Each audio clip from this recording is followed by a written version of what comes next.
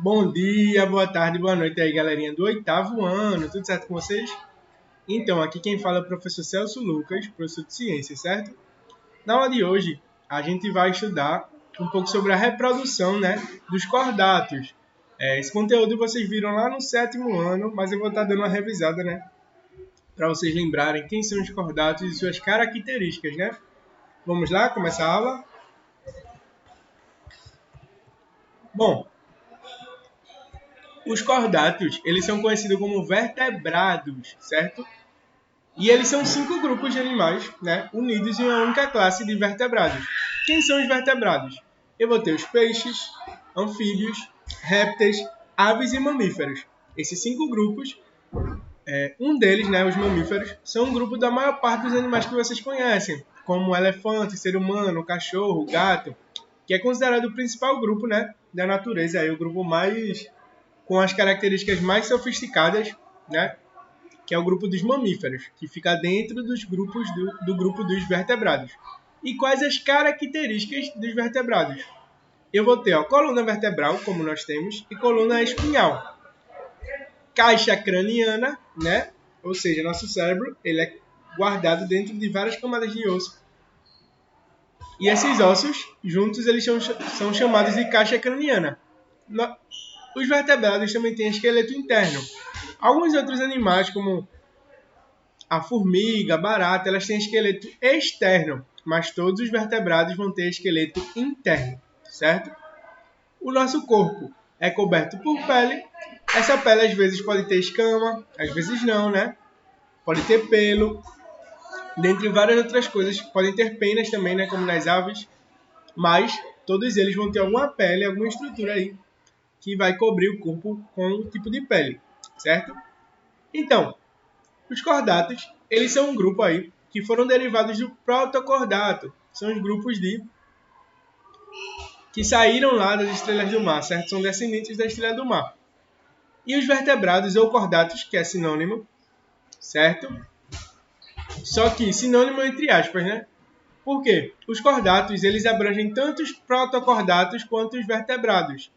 Já os vertebrados abrangem só peixes, anfíbios, répteis, aves e mamíferos, certo? Primeiro vamos falar dos peixes, né? Todo mundo aí conhece vários tipos de peixes, né? Quais são as características? Bom, os peixes eles são divididos em 3 classes. Nós vamos ter os agnatas, os osteíctes e os condrictes, certo? Os agnatas são como, por exemplo, o peixe elétrico. Ele é um agnata, ele não possui mandíbula, certo?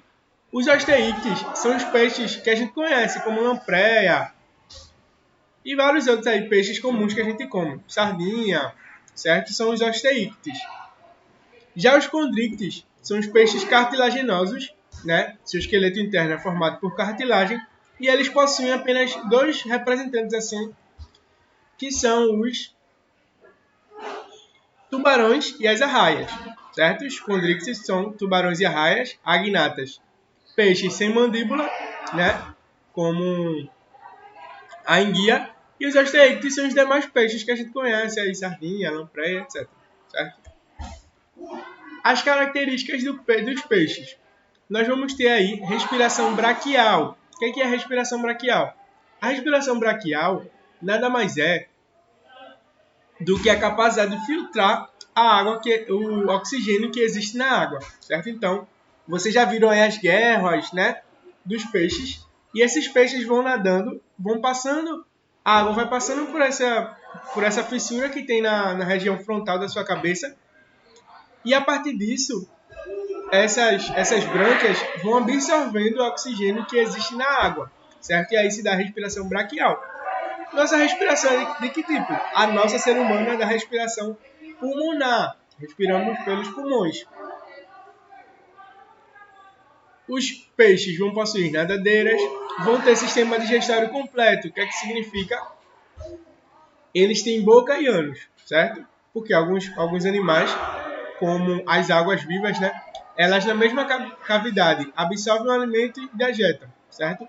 Mas os peixes, assim como todos os vertebrados, né, possuem sistema digestório completo. Significa que a comida entra por um lugar e sai pelo outro. certo? São ectotérmicos, certo? Significam que eles podem regular sua temperatura. O sistema nervoso é com o cérebro, né, bem desenvolvido. Por incrível que pareça, assim, os peixes têm um sistema nervoso aí bem desenvolvido e podem até mesmo se adaptar, né? E eles possuem uma linha lateral, né, que é o meio do peixe, que é responsável por captar vibrações na água, certo? Primeiro vamos falar sobre os agnatas, sobre a primeira classe do peixe. Essa primeira classe não apresenta mandíbulas, tem um corpo alongado, não possui escamas.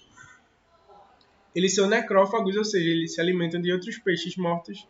Eles podem ser parasitas, porque eles também se alimentam de restos deixados por peixe. Possuem a fecundação externa, com fase larval, nadadeira caudal.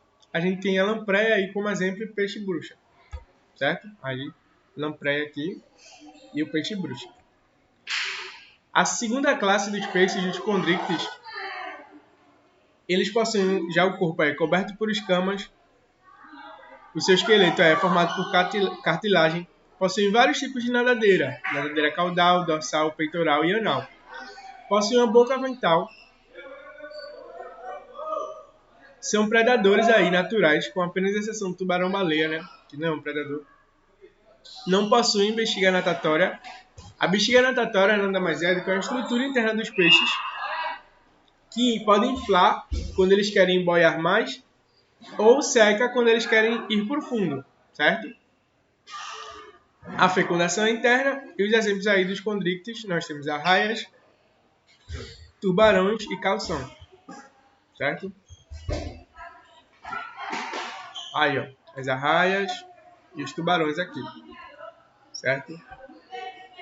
E por último, nós vamos ter os osteíctes, que é o grupo aí com mais abundância e mais diverso. Seu esqueleto é formado por ossos, certo?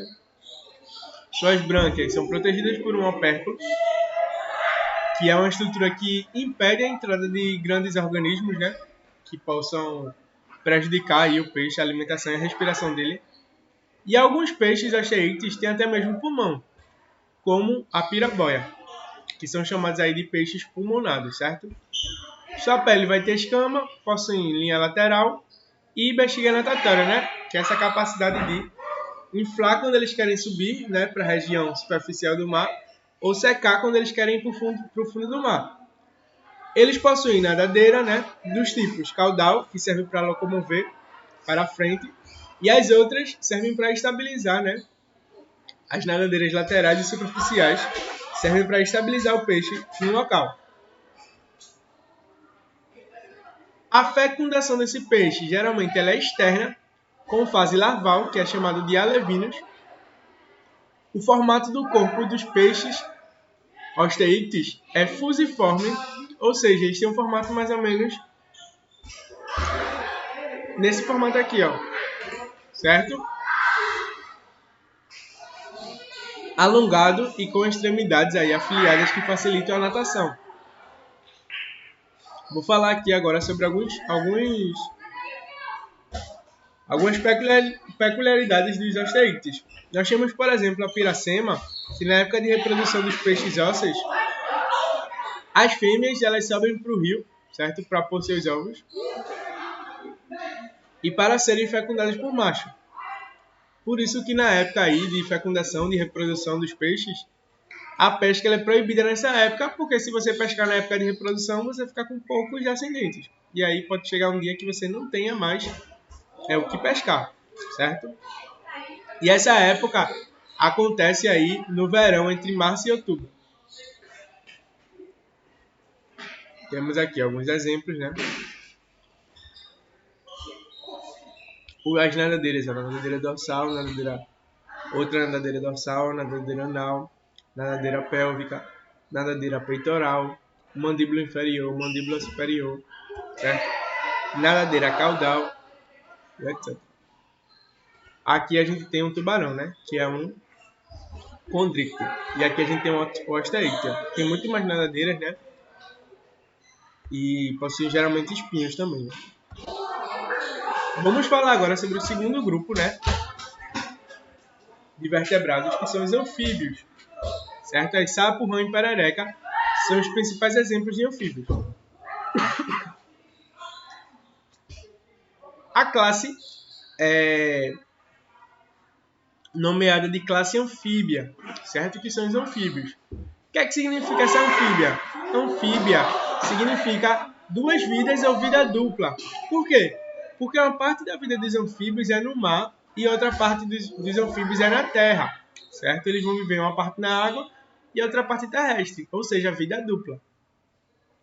Porque eles dependem ainda da água para se reproduzir. Na maioria dos anfíbios, a fecundação é externa, certo? Só a fase larval é aquática e a fase adulta é terrestre. Eles vão sofrer aí uma metamorfose chamada de completa, são ectotérmicos e vão possuir apenas na fase larval a respiração braquial, que é aquela que a gente vê nos peixes, que eles vão meio que sugando a água e absorvendo o seu oxigênio, certo?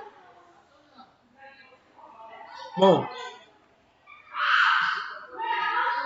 os peixes, que a gente já falou, né? Respiram pela água, mas os anfíbios eles vão ter a respiração cutânea e pulmonar na fase adulta. Cutânea nada mais é do que a respiração, sua troca gasosa, se dá na superfície da sua pele, certo? Sua pele é fina, depende aí de água para não desidratar e secar. Por isso eles sempre vivem aí próximos a ambientes úmidos e aquáticos. Eles são o primeiro grupo aí a possuir pálpebras, né, para proteção. Também possuem glândulas lacrimais para umedecer, né, o olho. E essa glândula lacrimais é vista até em nós, né?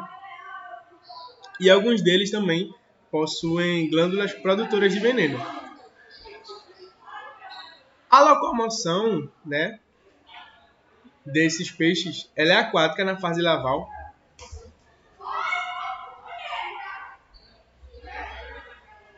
Por conta de uma cauda longa e pernas para andar. E saltar também, né? Como a gente tem aí, sapos, pererecas e rãs. Com exceção apenas de um quarto grupo, que são as cecílias, também conhecidas como cobras cegas. Então a gente tem a classificação: os anuros, as salamandras e as cecílias. Anuros são os que não têm cauda e perna na fase adulta, que são sapos, rã e pererecas. Já as salamandras, elas vão ter caudas e pernas, certo? E as cecílias são aquelas que não apresentam pernas e possuem corpo alongado, como as cobras cegas. Então tem aqui, ó, uma cobra cega e um sapo. Ó, como é que se dá essa metamorfose completa dos anfíbios? Ele está aqui na fase adulta, certo? Vamos começar aqui pelos óvulos. A fêmea e o macho, a fêmea vai soltar os óvulos, né? E o macho vai soltar os espermatozoides e vão se encontrar aqui na saída da água, certo? O macho ele fica por cima da fêmea para estimular com que ela solte esses óvulos. E aí vai ocorrer a fecundação, né, que é a união do espermatozoide com os óvulos, desenvolve o embrião, e aí na fase aquática a gente vai ter o girino, que vai sofrer metamorfose, certo? Completa, porque ele muda totalmente até chegar na fase adulta. Vamos falar agora sobre os répteis. Aqui a gente tem um esqueleto dos répteis, né, da cascavel, por exemplo.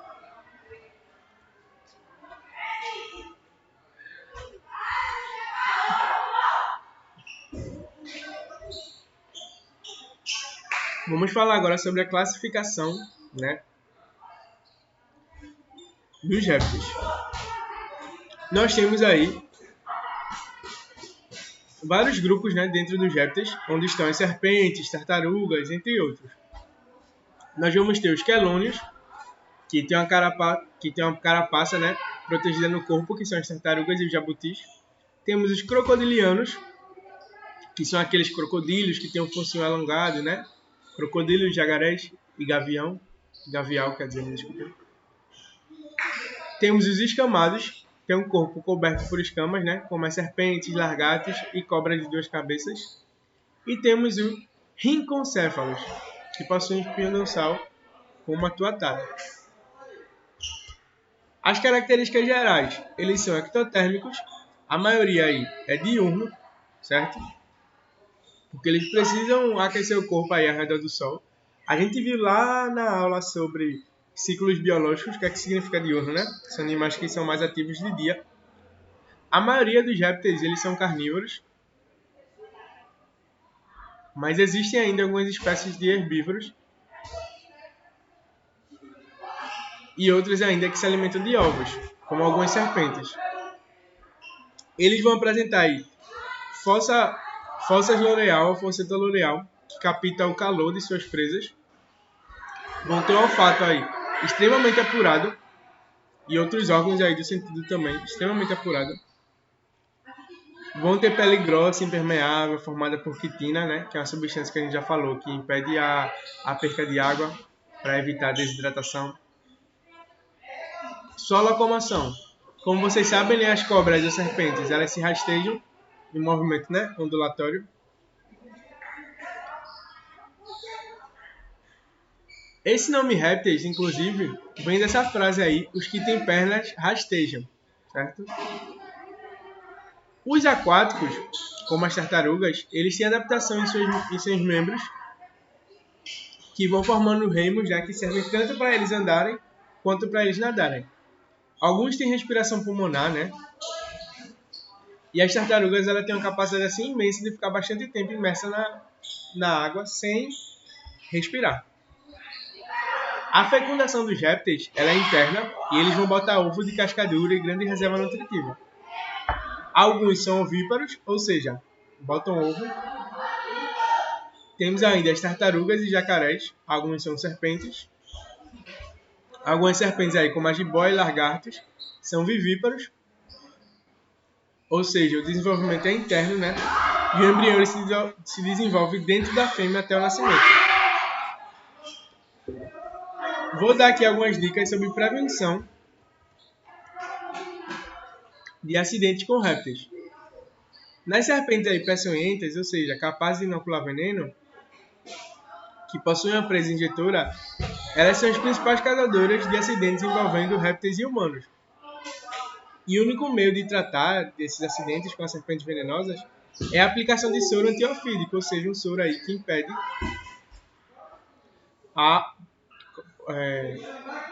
a proliferação do veneno dentro, né, do indivíduo. Esses venenos, geralmente, eles matam mais pessoas muito jovens ou pessoas muito velhas. Certo aí? Bebês ou idosos. Aqui a gente tá. Alguns aí. Uma serpente. Um cágado aqui. E aqui um camaleão. Certo? Vamos falar agora sobre o penúltimo grupo aí. Que são as aves. Certo?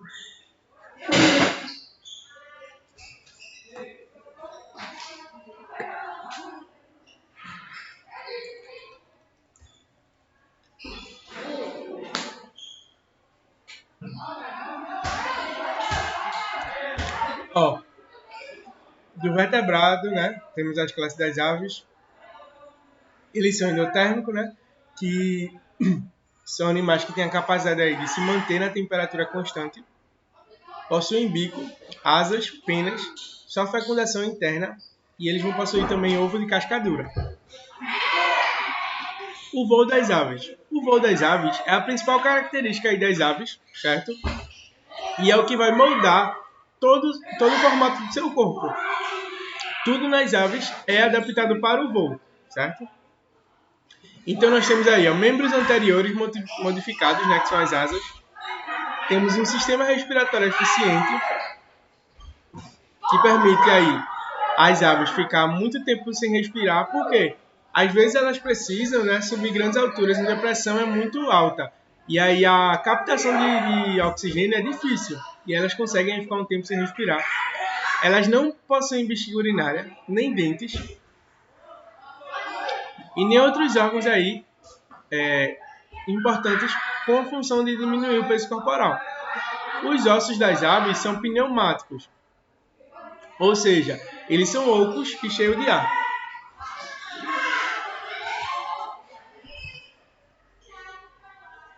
As aves aí possuem penas, né, que facilitam o voo e evita a perda de calor para o ambiente. Eles vão possuir também quilha, que é uma estrutura aí central nas aves que serve para fixar os músculos peitorais, para poder você ter mais força, as aves, né, terem mais força para bater as asas.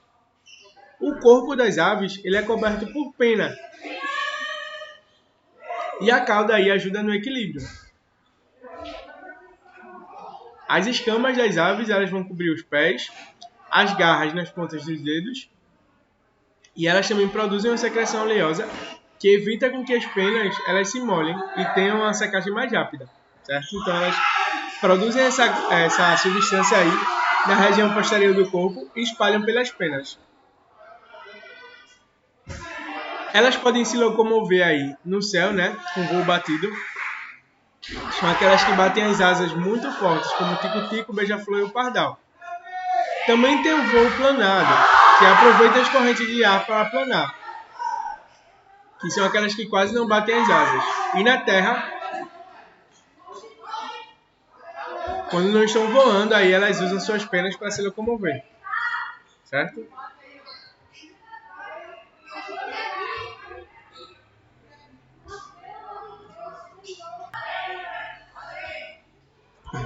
E ainda na terra, as aves podem dar pequenos saltos, né?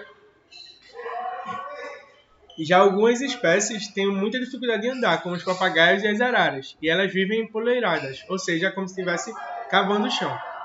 Algumas aves aí têm muita relação com o mar, como o pato, por exemplo. Elas vão ter os pés membranosos, né, que são os dedos aí com a estrutura, como a pata dos patos, porque essa pata membranosa facilita o nado e o mergulho. Ainda existem aves que não voam, né, como os pinguins, porque elas têm asas muito pequenas, mas geralmente elas são excelentes corredores ou excelentes nadadores, como emas, avestruz, galinha, pinguim, etc. A respiração das aves. Elas possuem pulmão, né? É o sistema respiratório aí de maior excelência do reino animal. Possuem ainda uma estrutura chamada de sacos aéreos, que vão aumentar a eficiência das trocas gasosas. E como é que essas aves elas se reproduzem? Todas as aves elas são ovíparas, ou seja, elas botam ovo de cascadura. A fecundação é interna.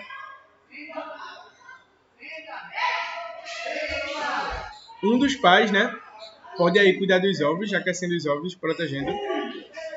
Os ovos vão ter cascadura e nutrientes aí para o desenvolvimento do embrião. Certo? Aí os ovos, eles aqui eclodindo. Alimentação das aves. Apresentam um bico rígido, não possuem dentes. Geralmente os alimentos eles são engolidos inteiros, né? Algumas espécies apresentam um papo, que é uma estrutura que serve para armazenar o alimento, né? Cena muito comum no filme Pig Refit, onde a mãe vai pegar o peixe, ela guarda o alimento no papo e depois ela bota para fora para o macho da sua espécie e o filhote comerem esse peixe que ela foi aí pegar, né? Muitas aves também elas comem pedra, né? É muito comum você ver galinha, avestruz comendo pedra, porque elas botam a pedra no seu estômago para ajudar justamente nessa função de triturar os alimentos, porque elas costumam aí comer os alimentos inteiros. E vão ter a moela, né, que tritura o alimento, onde podem conter aí pequenas pedras para auxiliar na moagem do alimento, como grãos, sementes duras e etc. Certo? Aí como elas pescam algumas aves. A primeira ave aí da história é a Archaeopteryx, né? Uma ave aí bem famosa aí no meio científico. Então, gente, a aula de hoje era isso, certo? Lembrando que não precisa copiar o que está no slide. Se você quiser o slide, eu posso enviar para você consultar alguma coisa e tal.